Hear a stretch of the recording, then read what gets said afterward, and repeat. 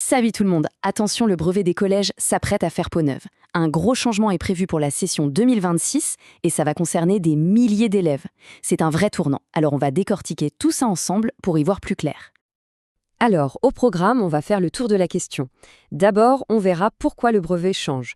Ensuite, on plongera dans le cœur du réacteur, le nouveau calcul des points, comment le contrôle continu va fonctionner et ce qui change pour les épreuves finales. On fera un petit focus sur le grand oral et bien sûr, on terminera avec l'essentiel à retenir. C'est parti. Bon, entrons dans le vif du sujet. Le brevet fait peau neuve. Concrètement, ça veut dire quoi? Eh bien, à partir de la session 2026, on change presque tout. La structure de l'examen, la façon de noter, c'est une refonte complète. Et le plus gros morceau, le changement fondamental, c'est vraiment la manière dont la note finale sera calculée. Si on veut comprendre la réforme, il faut commencer par là. On oublie l'ancien système, on passe à une logique complètement différente. Ok, alors ce nouveau calcul des points, comment ça marche? Comment savoir si on a son brevet? Eh bien, la nouvelle formule est beaucoup plus simple et directe. Allez, on regarde ça en détail. Alors ça, c'est la révolution. Fini le casse-tête du calcul sur 800 points, on oublie ça. Dès 2026, tout est ramené à une simple moyenne sur 20. C'est clair, net et beaucoup plus lisible. La règle du jeu est simple. Il faut avoir 10 sur 20 pour obtenir son diplôme. Difficile de faire plus direct, non? Mais alors comment on la calcule, cette fameuse moyenne sur 20? C'est là qu'on voit le nouvel équilibre. Regardez bien, les épreuves de fin d'année, les épreuves terminales, pèsent pour 60% de la note. C'est énorme. Et le contrôle continu, donc les notes de l'année, ça représente les 40% restants. L'équilibre des forces a clairement changé. On va commencer par décortiquer ces 40% du contrôle continu. Comment est-ce qu'on va les obtenir? La bonne nouvelle, c'est que là aussi, on a simplifié les choses. Et c'est une sacrée simplification. On met de côté l'évaluation par compétences du socle commun, qui était parfois un peu complexe à suivre.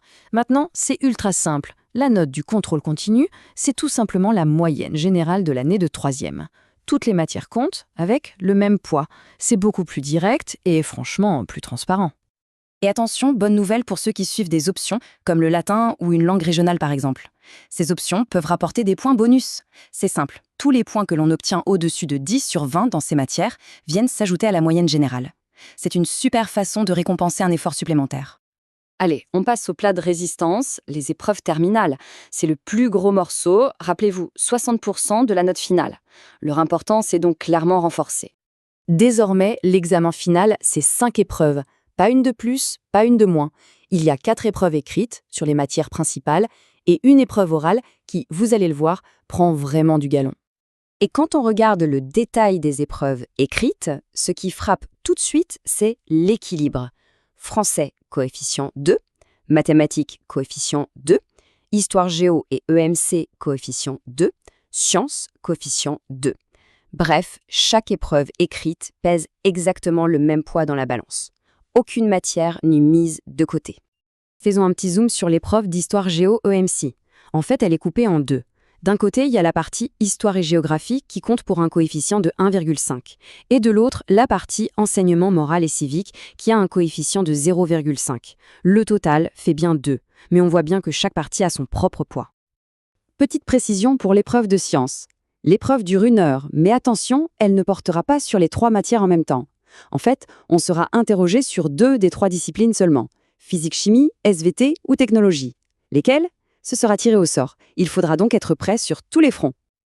Passons maintenant à la dernière épreuve, et non des moindres, l'épreuve orale, le fameux oral du brevet.